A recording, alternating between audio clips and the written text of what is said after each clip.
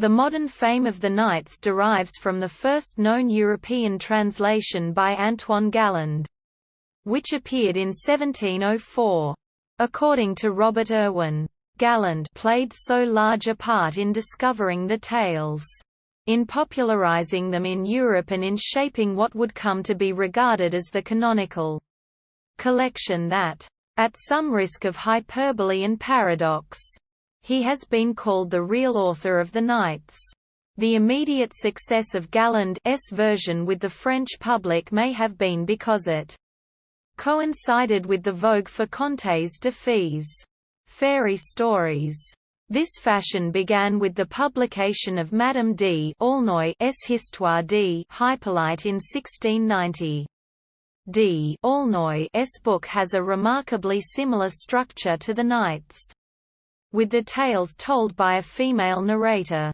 The success of the Knights spread across Europe, and by the end of the century there were translations of Galland into English, German, Italian, Dutch, Danish, Russian, Flemish and Yiddish. Galland's version provoked a spate of pseudo-Oriental imitations. At the same time, some French writers began to parody the style and concoct far-fetched stories in superficially Oriental settings.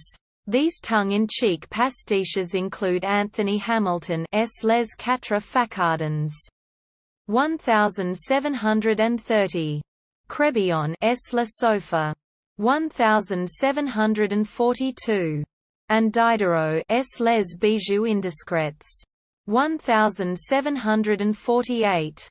They often contained veiled allusions to contemporary French society. The most famous example is Voltaire's Zadig, 1748, an attack on religious bigotry set against a vague pre-Islamic Middle Eastern background. The English versions of the Oriental tale generally contained a heavy moralizing element, with the notable exception of William Beckford's Fantasy Vathek, 1786, which had a decisive influence on the development of the Gothic novel. The Polish nobleman Jan Potocki's novel Saragossa manuscript, begun 1797, owes a deep debt to the Knights with its Oriental flavor and labyrinthine series of embedded tales.